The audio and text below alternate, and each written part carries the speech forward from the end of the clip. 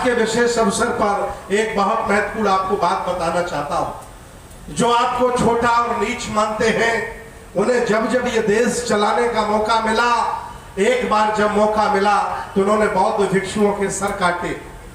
एक बार जब दोबारा श्रवणकोल केरल में इन्हें राजा बनने का मौका मिला तो इन्होंने हमारे गरीब लोगों से, मेरी माताओं बहनों से स्तन कर वसूला। दूसरी बार जब पेशवा बनकर महाराष्ट्र में इन्हें शासन करने का मौका मिला तो हमारे वंचित, असहाय, कमजोर लोगों के पीछे इन्होंने झाड़ू बनवाने का काम किया। आज वही नफरत फैलाने वाले लोग आज फिर देश पर काबिज हो गए हैं और उन्होंने देश पर कब्जा कर लिया है और धीरे धीरे आपके संविधान को भी वो खत्म करने में लगे।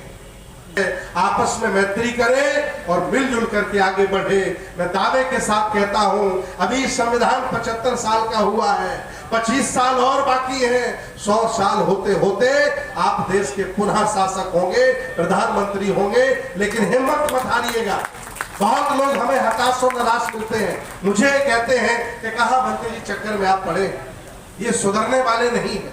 मैं इन हताश और निराश लोगों को बताना चाहता हूं कि आप हार गए हो, आप हार गए हो। जब भी कभी इतिहास लिखा जाएगा आपको गद्दार लिखा जाएगा, और अगर मैं लड़ते लड़ते भी मारा गया तो मुझे कम से कम शहीद लिखा जाएगा।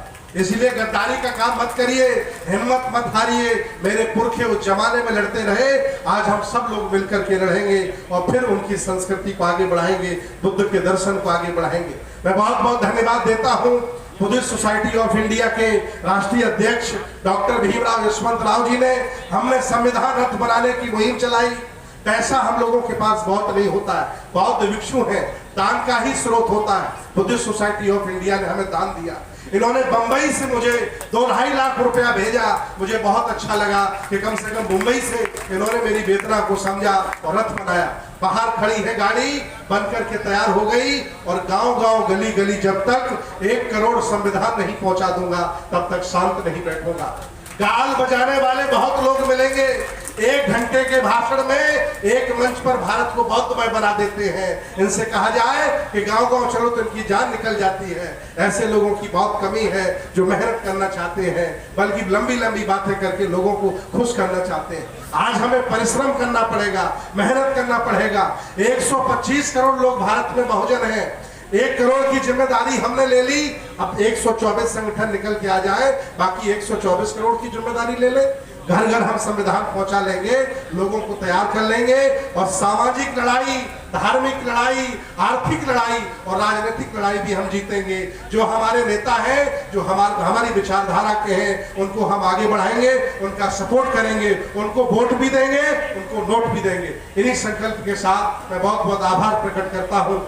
आदरणीय ओम प्रकाश मौर्य जी पूरा जीवन अपना लगा रहे और इन्होंने लॉर्ड बुद्धा बैंक बनाई। मैं भी उसमें सदस्य हूं, संस्थापक सदस्य हूं।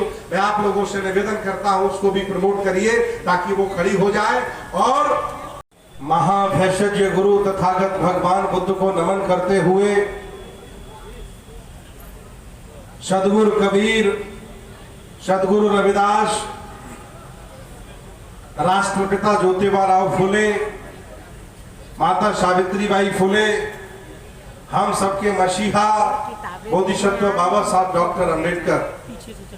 आज बहुत ही ऐतिहासिक दिन है। मंच पर विराजमान आदरणीय पूर्व सांसद राजकुमार सैनी जी, पूर्व कैबिनेट मंत्री आदरणीय स्वामी प्रसाद मौर्य जी, सत्यशोधक समाज की पूरी टीम आदरणीय ओपी मौर्य जी, कैप्टन प्रवीण निखाड़े जी, सुनील सरदार जी और बाबा साहब का परिवार डॉक्टर भीमराव यशवंतराव अंबेडकर आज इस मंच पर विराजमान है।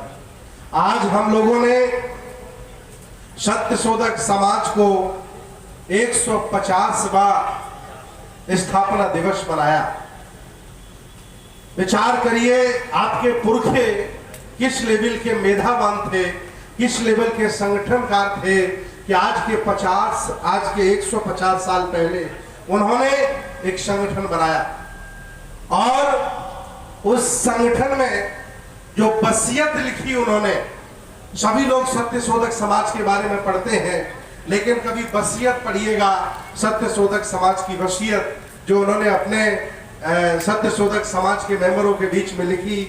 और उन्होंने क्या लिखा, ऐसे पिता होना बहुत दुर्लभ होता है। उन्होंने वसीयत में लिखा कि मेरा बेटा डॉक्टर यशवंत राव अगर हमारी संस्कृति, हमारे विचारों से और हमारे आंदोलन से विरत होकर के कार्य करता है तो मैं सत्य शोधक समाज के सभी सदस्यों को पूर्ण अधिकार देता हूं कि मेरे बेटे यशवंत राव को सत्य शोधक समाज संगठन की संपत्ति से बेदखल कर दिया जाए। ऐसा कोई दूसरा पिता बताइए पूरे भारत में कि जितने ऐसा निर्णय लिया हो। आजकल घरों में पिता पिट रहे हैं, गालियां खा रहे हैं, बेटा जिंदगी भर जय भीम, पिता जिंदगी भर जय भीम कर रहा है, बौद्ध भिक्षुओं के घर में खाना खिला रहा है और बेटा उसके अगेंस्ट जाकर के वैष्णो देवी के दर्शन कर रहा है। लेकिन बाप इतना कमजोर हो गया कि बच्चे को समझा नहीं पा रहा। लेकिन आपको ज्योतिबा राव फुले जैसा बाप बनना पड़ेगा कि जो ये निर्णय ले कि जो बेटा मेरी संस्कृति के खिलाफ काम करेगा उसे मेरी संपत्ति से बेदखल कर दिया जाएगा। लौंडे सुधर जाएंगे आपके।